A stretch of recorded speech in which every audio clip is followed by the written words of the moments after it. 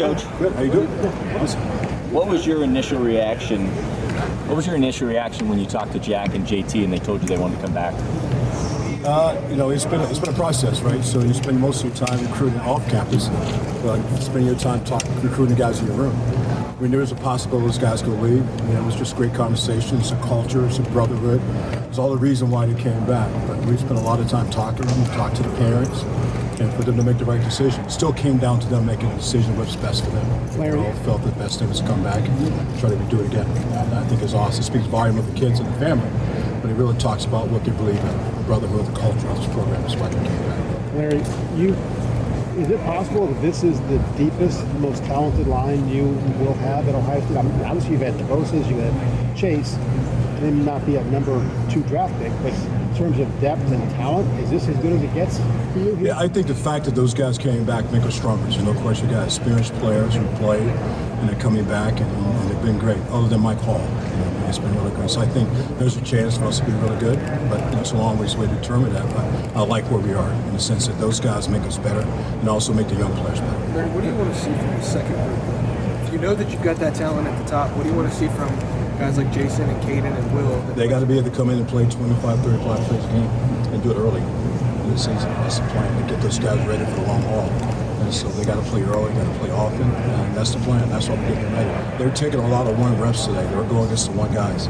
They got to get better, and I think that's the only way they get better is going against the best. And so we're prepping those guys for that. When it comes to Will, obviously Caden and Jason got to practice quite a bit last year in the season. Will seemed to always be on the injury list. Yeah. What did he do in the winter so far this spring? Well, he's healthy now. He's healthy now, and he's practicing really well. And so we're counting on him. We're counting on Jason Moore, who's having really a good spring right now. We're just really surprised this spring. He's doing a great job for us. Where does Taiwan fit in how's he doing? He's going on real good. I think that Taiwan, he was behind football-wise because of being a baseball player all his life. And then he goes down to his other college, and then he's played baseball again. So he's behind football-wise. When I thought when he got here, he was behind football-wise, just technically playing the game. So it's taken him a year. Now we see the growth. Now we see the potential he can bring to the table, and that gives us more time. Yeah. Larry, I don't know that we've talked to you since signing day. Yeah. Eddrick, what was that phone call like? What did you kind of feel was riding on it? Tell me about that day. It's just one of those things that happen in the middle of the recruiting. You think you're to the end of it, it's all done, and all of a sudden there's a pause, right? It's a pause, there's a quietness when it goes. Like he just went quiet, no one could talk to him. And finally, we got to reach him. You got to talk to him. I think he knew where his heart was, and his heart was always here. He's always said that this I want to be. I want to be here. And I think coming to that decision at that late stage scared everybody since. But he called, and we're down to get Coach Day and said, "You got to take this phone call now. We got to go. We got to get this guy." And so, but his heart. So he walked in the first day in the building. First thing he says, "I love this place." It tells you his heart's been in the whole time. Describe what that phone call was like, and how nervous were you during? Oh, it was nerve-wracking because it's a quiet point, right? You're getting ready to go to a sign, and all of a sudden you can't get him. You're not talking to him, like that's not good, right? And finally we got to the mom, got to everybody we needed to talk to, and he went into the press conference. He was outside the door, still talking, and then finally we got a chance to talk to him before he went on the stage to make his decision. And after that, it was like, okay. You've been done this a long time. Have you ever had anything like that? No, that's the first one. That's the first one. That's been good all along to get to the end of it, and all of a sudden there's a pause. But he wanted to make sure he made the right decision. And at the end of the day, he'd tell you, I wanted my heart. My heart was becoming higher state. Which is really great. Larry, it looks like I know there's a long way to go till you play a game, but it looks like your first 4, because of the veterans coming back, is pretty set. In your mind, who would be the next person at either tackle or end that you're like? I think Caden Carey, KJ's done real well. Yeah. Those guys got to play this fall, and then Mitchell Mountain will be at the end position. I think they give us 5, 6 teams to end. Counting on one of the young guys, be a 6'4", and it could be Eddrick or Josh Mitchell. Josh Mickens. And then for the inside guys, I feel pretty good. Some guys challenge the position. Jason Moore is starting to make a push. You got a hero coming inside, and then you got K-Mac. Kaden McDonald's doing a really good job on the inside, so give us some depth there. Now can Will Smith give us a third piece of that puzzle, and that's what we're looking for. So I think right now it's really just pushing those young guys more than pushing the older guys. We kind of shut them down a little bit. Like these young guys get some ones and twos, so they get ready to open up. We're kind of going back to the Houston recruitment. When you hear maybe rumblings of people saying you're not going to be here in 2 years or this, that, and the other, how do you reassure recruits that you're going to stay and you're going to be the guy? All I can do is tell them the truth, right? That's the biggest thing, right? Look in my eyes and say, this is what I'm going to do. And I'll tell them. I'm not going to recruit a guy, bring him here, and then take off. That's just not part of my DNA. That's not my character. And so I try my best to be honest with kids what I'm going to do and how I'm going to do it. And that's what I said. He asked me that. He said, Coach, if you leave, I'm going. And I reassure myself, I'm not going. I'm here. I'm getting here. So that's what's important. It's more than just words. It's really believing in a principle about who you are as a coach. I'm not chasing money. I'm not chasing anything. I'm chasing greatness with my players. Don't have a chance to be really special. And that's what's important to me. Jack Sawyer at the end of last year, statistically, was really starting to produce. What did you see that maybe was different from him kind of that last half of the season? I thought that after the sixth game, you saw Jack make her emerge. I thought he's starting to change and go back to the things that he does well. Go back to his toolbox, do the things, not guess, and just start playing really good football. And then he started playing very physical football, which I thought he had a long time ago. And that changed. And all of a sudden, he brought the whole team that's along with him. And I kind of like where he ended the season on a really high note. Really played really well for us. Became a great leader, too. Does that leadership build off-season when he kind of rallies the troops to come back, and then coming into spring, we've heard positive things in that department? Has that continued? No doubt about it. He's still been a leader. Him and JT are real close. Really, really close. But that front four guys have been here, Ty and Tylee, they're really close. And they're pushing the guys. And that's what you want to see. So I would say those four guys are leaders in our row. And they're pushing on really, really well. Larry, what have you seen out of Jason Moore that makes you say that he's I mean, he's 6'5", he's 295 pounds. He's an ideal three technique in our system, right? And just a matter of having confidence in playing. Sometimes you get it bigger than you think it is, and it kind of shuts you back. Now in the spring, we're challenging him. And I'm just telling you, he's every day is a good day for Jason Moore. And that's what we want to see. K-Mac, the same thing. There's a lot of guys doing well, like what's going on right now. But if a guy that's making a jump right now, I would say Jason Moore. Urban used to talk about the first 2 years are on us and the third year is on them. Expect the players to. If those ends, though, with Kenyatta and Caden, you've got 2 third-year guys who no fault of their own, as you already said, they're kind of flopped. So how do you approach that as a coach with guys who, when they were looking at this, probably thought by third year a big opportunity was going to be here, and now it might not be quite the same shape today? Again, I think it's going back to what I said early on, right? KJ came back. Those guys could have go report if they wanted to because those guys came back, right? But they all want to be part of something special. And I think that's what separates us from we are. And the fact that KJ and Caden Carey never wonder like what they want to do.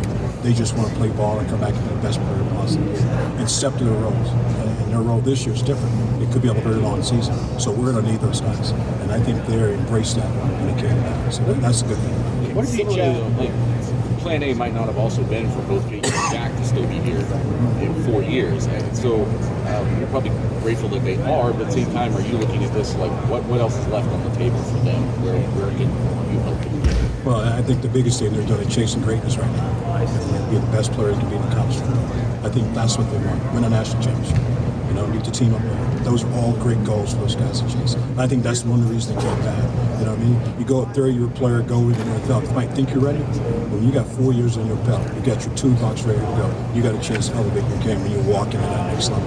And I think that's where those guys looked at. How can I get better coached? And every day we're working on the small pieces to make them elite players. And I think that's what we're enjoying right now. You can see the difference in the guys. And that's the positive that's happening right now. What if you challenge Kenyatta? What if you challenge Kenyatta Jackson specifically about this spring where he really needs to improve or whatever you want to call it? Just being consistent. It's all about being consistent. He's tough. He has all the skill sets. He can bend. He can run. He can tackle. He's physical. He has all that. Now, can you be consistent in doing what you're supposed to do? And so far, he's doing a good job of that. And you can see him coming out of his shell a little bit, kind of trying to be a leader. And I like what's going on. So is Kate Carey. I mean, those guys are right where they need to be. And I'm just happy that we got some more days of practice to get ready. What's the next step for JT? The next step, obviously, is just to play the best game you can play every game. That's the key going into it, right? You're trying to be a elite player. Talent's God given, but to be elite, you got to choose that. And every day, day after, we talked about that. You got to choose greatness because there's no falling away from this. So just little things, just fixing all the little things. Like Tim said, you've been asked about Eddrick. in his recruitment while he's on the field? What have you seen from him through a few practices that make you think that, not to put the expectations on him, but he almost has to be next up? I hope so. Yeah, continue to go. It's a growth process. I mean, those young guys come in, it's like he should be in the classroom getting ready to go to prom now. He's here. And so he's got to go through a growing stage. I mean, how to play hard. Playing hard in high school, playing hard in college, two different levels. I mean, it's full speed ahead. I mean, so he's got to learn how to do that. He's got the skill set. I mean, he's got the physical skill. Now he's just learn the game and play at a high level as fast as he can. Do you make sure to shepherd him to JT and Jack? Like, hey, make sure to pay attention to these guys. They know what they're doing. We don't have to shove very close. They're already standing next to him talking to him. That's a good thing about it. They coach the young guys really well. Where with Tyreek and Ty being able to play either spot, who then is your third guy in? Because it could be anything. Well, you hope that K-Mac can give us something to come in. I think he's having a good camp. Jason Moore, we got Hero Kanu doing really well. And you got Taiwan in there, and then we got a battle between who's going to be that next piece guy. Whether it's Will Smith, it could be a freshman, so we don't know yet. But I like where we are right now in the system moving forward. I think it gives him some options. Where have Hero and Cade taken the biggest steps this spring? Where have Hero and Cade taken the biggest steps? Oh, they're just playing the game, more knowledge of the game, how to play a great football IQ, and just continue to work on their techniques. That's never going to stop. I think that's what's happening. Is there something Caden can give you with the one tech sort of being that space eater, maybe an explosive first step, there that spot? Yeah, he's a nose guard and he's powerful. We like to see him continue to bring his weight down, but he's a big man. He's very strong and he can handle the center really well. And he gives the idea of nose guard. That's what we're looking for. Explosive guy, big guy in the middle, just kind of managed it. Now that Taiwan's been here for a year, where's he at? I think I said earlier on, I think now the growth is there. Baseball is behind him now. He went through a learning curve last year, I thought, just trying to play football again. Now you see him make some steps, and I think going into the fall, he'll be able to help us in the fall. What's that learning curve like when he's playing baseball and dedicating time? Well, it's technique, right? You just don't know about football. Eyes, eye discipline, how to get off the ball, how to get off blocks. All those things take time to learn. You haven't done it before. It's like different swinging a bat and hitting the guy in the mouth. So that's the difference, and you got to learn how to do that. Tyreek was there more of a learning curve there, and did you see something change last year that he had gone up to grasp this a little bit? Yeah, early on it was a struggle for him because it was all new to him. Even though he played football, but he hadn't played football for 2 years, 3 years. It's all baseball, and so just basically learning the game, understanding blocks and seeing all. It takes time to do that. Then you start into the season, start to do a good job, start to understand it. Now with spring football on his belt and last season, you can see the difference in him right already. That he's starting to learn how to play the game. Larry Tyreek for a long time. I think the key word was consistency with him. I think he got there last year. No doubt. What's the next step for him? What can you see? What can he be this year? Continue to do what he's doing. He's working real hard right now. He's working real hard. He's exactly what I thought he was going to be coming back in the season. Where we'd be. There's no more. He's running to the ball full speed every play. He wants to be great. And when you have that in your mind, everything's a challenge. I would imagine for you, you've coached for a long time, that having a group like this is special for you. How much do you savor this? Do you cherish this? How much do you pressure on yourself to maximize this and make this unit everything it can be? I tell you what we do. I've challenged myself every year as a coach. How can I be better? And how you do better. You go back and watch what you did as a coach. I watch every single play all over again during the off season, and then I find things I think I could do better as a coach. That's my job, right? And then I take those things and we work the crap out. I'm very fortunate to have really some great coaching. Coach Clark is a great young coach. He's coming next to me. We bar BT, and now we have all these eyes in the room of all my guys, and I think this makes us better. And so that's what I'm looking forward to. We meet every day about every single guy, every technique, and finding ways to make them better every day. And so I think that's the key for me going forward. So make sure we do that. We don't talk about. Go ahead. What's it like having your coach on the staff, or your son on the staff? Doing this for 29, 28 years. You never had an opportunity to do it. You watch him play. He was a kid at Penn State, but it's pretty cool. It really is. He wants to be in this. Wanted to be in a long time ago. I kind of talked him out of it, because the coaching thing. But then finally he said, "Dad, this is what I want to do." And so thanks to Ryan, we had an opportunity to put him on the staff, and he's doing really well. He loves football. It's part of his genes. So to be able to chase your dream is really smart. We don't cool about him seeing doing it. A couple more questions. We don't talk about Ty as much as we talk about Tyreek and Jack and JT. you think there's maybe a reason why he's a little underrated? I don't see him as overrated. Ty is a hammer. Ty is a physical player inside. If you watch his play from last year, there's time where he was just, we call it bobble down. He's just sticking in the center and just shaking his head. Very strong, very physical. And the thing that we did well last year, we tackled well on the inside. And that was Talik and Ty did a really great job. Mike really did a good job managing the middle of the defense. And Ty, to me, is a sleeping giant. He really is, because he makes us go. He's smart, he's a leader, and he knows exactly what he wants to do. And I love that about Ty. Larry, in your career, we've asked about a lot of different guys. Mm-hmm. How do you balance the talent you have at the top end and the depth you have behind them? When you're trying to figure out rotation, also knowing that expanded playoff teams probably do more games. Yeah, no doubt. And that's what we're talking about. You know, a chance to play 17 games. We've never done that before. And so early in the season, we may play a lot more young players in the situation, make sure we get to the stretch, right? And I think our older players now understand, like, what we're up against. And the thing I would say to you, that we don't have jealousies in the room. We don't have that. We have a bunch of guys that want to win. And if you can help us win, I want you to help us win. That's the attitude in the room. And so they understand that we have to go into the season. We have to rotate. And we have to do it early in the season, get a chance to get to the back end of the season. We're going to do it. Not rotating last year, was that more about top end of the room and how good those guys were? Maybe some of those young guys like Kenyatta and Kate not necessarily being ready for those games. Oh, no doubt about it. Yeah, we're quite ready last year to throw those guys in and say, go battle.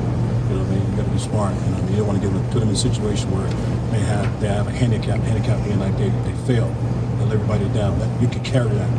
I'm really good about not putting freshmen in a position where they have a chance to fail. I want them to be successful. Now those guys have some depth. They have their experience. Now let's go play. And that's what we're going to try to do with the season. What do you think about asking a college roster to tolerate? Who's asking? What do you think about asking a college roster to tolerate a 17-game schedule? It's never been done before. Yeah. So it's going to be tough. We'll have to find out. Ask that question at the end of the season. Right now, we don't know. We just know could be a long season. Larry, have you had an idea to cross-train JT and Jacket outside linebacker? I think it's great. I mean, we do a little bit of it now in our drop eight defense. We do a little bit of it now. So it's not a big deal.